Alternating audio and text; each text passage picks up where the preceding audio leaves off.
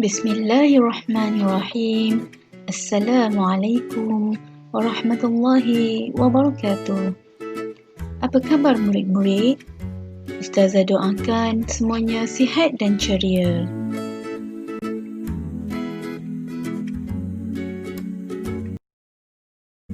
Tajuk pembelajaran kita pada hari ini ialah Jiran Sepakat Membawa Berkat, Pendidikan Islam tahun 4, bidang adab. Jom murid-murid, kita nyanyi lagu tentang jiran bersama-sama dengan Umar dan Hana. Jiran, Ustaz Musa, Pakcik Yahya dengan Makcik Huda tu jiran kita. Mari buat baik kepada jiran, jiran yang kiri dan juga kanan, jiran belakang dan juga depan, semua penjiran. Assalamualaikum Ustaz Musa. Waalaikumsalam semua.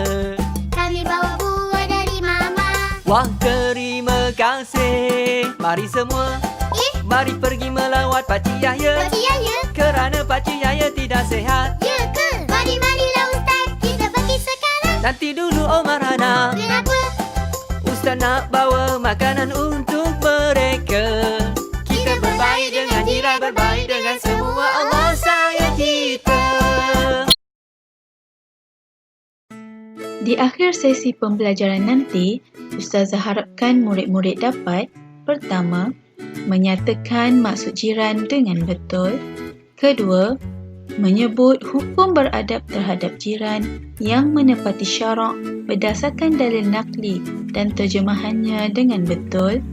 Ketiga, menyenaraikan hak-hak jiran yang menepati syarak dengan betul. Keempat, menjelaskan adab-adab berjiran yang menepati syarak dengan betul. Dan kelima, menganalisis kepentingan adab berjiran yang menepati syarak dengan betul.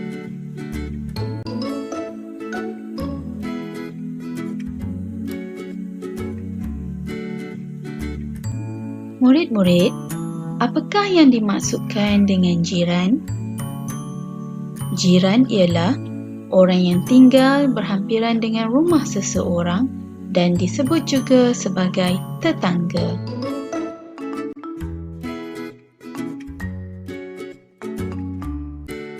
Terdapat hadis yang berkaitan dengan jiran, iaitu An Abi Hurairah radhiyallahu an anna Rasulullah sallallahu alaihi wasallam qala Man kana yu'minu billahi wal yawmil akhir fala yu'dhi jarah.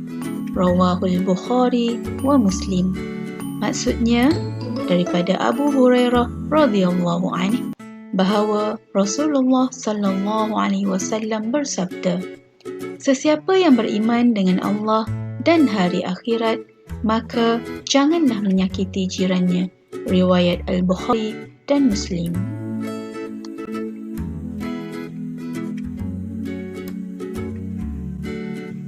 Berdasarkan kepada hadis tersebut, seseorang Muslim wajib beradab terhadap jirannya tanpa mengira agama dan bangsa.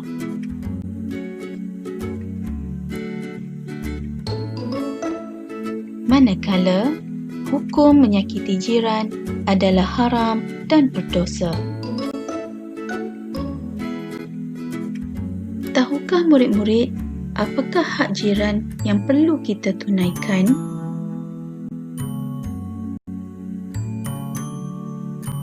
Sebenarnya, hak jiran terbahagi kepada 3.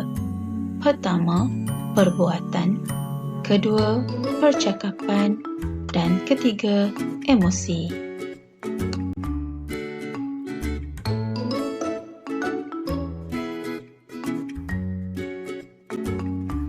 Hak jiran yang pertama ialah perbuatan. Antara contoh perbuatan yang perlu kita amalkan apabila kita hidup berjiran ialah menghormati adat, budaya dan agama masing-masing, tidak menyakiti jiran, menziarahi jiran ketika sakit, memberikan pertolongan jika diperlukan, melebihkan sedikit masakan dan memberikannya kepada jiran, tidak mengganggu ketenteraman jiran, serta saling memaafkan kesalahan dan bertolak ansur. Hak jiran yang kedua ialah percakapan.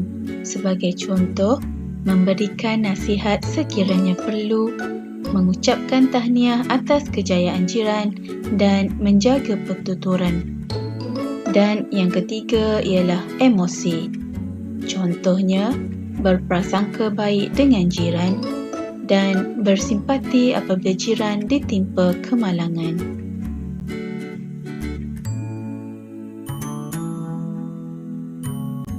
Seterusnya, Ustazah ingin bertanya dengan murid-murid, apakah perbezaan antara hak jiran Muslim dengan bukan Muslim? Mesti murid-murid nak tahu kan?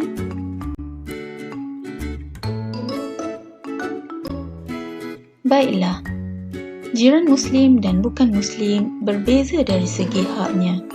Bagi jiran kita yang Muslim, mereka mempunyai dua hak, iaitu yang pertama, hak jiran, sebagaimana yang Ustazah dah terangkan sebentar tadi.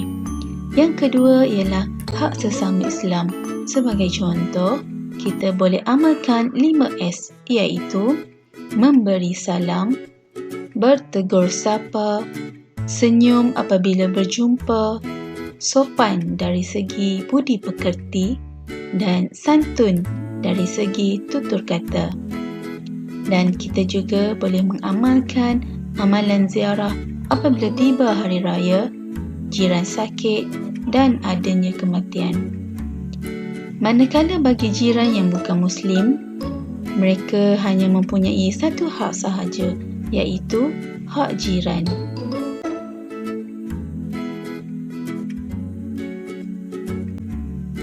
Seterusnya murid-murid, apakah ada adab hidup berjiran yang perlu kita amalkan dalam kehidupan seharian kita?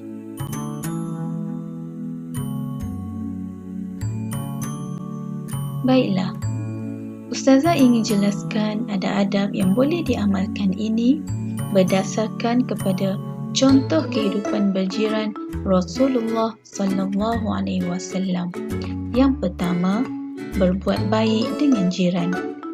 Rasulullah sallallahu alaihi wasallam sentiasa berbuat baik dengan jiran dan tidak pernah menyakiti mereka walaupun jirannya seorang Yahudi. Kedua, peka dengan kebajikan jiran. Apabila memasak makanan, Rasulullah sallallahu alaihi wasallam menggalakkan kita memberikan sedikit makanan kepada jiran, terutamanya apabila berlaku kematian dan musibah. Rasulullah sallallahu alaihi wasallam melarang kita membiarkan jiran berada dalam kelaparan sedangkan kita kekenyangan.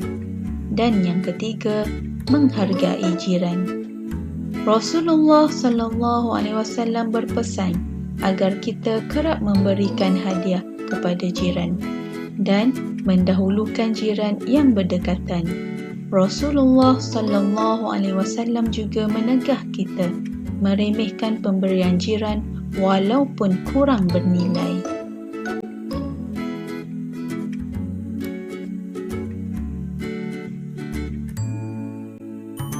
Sebagai murid yang baik, pernahkah murid-murid melakukan kebaikan terhadap jiran? Ustazah yakin dan percaya semua murid Ustazah ada membuat kebaikan kepada jiran sebab kamu memang murid yang baik dan hebat. Murid-murid sekalian, setiap apa yang kita buat ada kepentingannya. Sama juga jika kita amalkan budaya hidup berjiran. Kepentingan adab berjiran terbahagi kepada 3, iaitu individu, masyarakat dan negara. Bagi individu yang mengamalkan adab hidup berjiran ini, mereka akan mendapat pahala dan keredaan Allah Subhanahu wa taala. serta dapat menjamin ketenangan emosi. Bagi masyarakat, kerja yang berat boleh menjadi ringan, hidup damai dan harmoni, gejala negatif dapat dibanteras serta dapat memupuk silaturahim. Manakala kepentingan untuk negara maju dan menarik kedatangan pelancong dan ekonomi negara bertambah baik.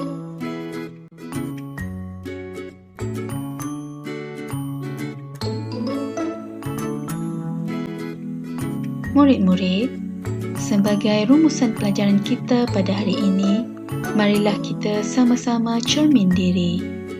Sekiranya jiran sering menyebut kebaikan kita, maka kita tergolong dalam golongan orang yang baik. Tetapi jika sebaliknya, maka berhati-hatilah dengan sikap kita.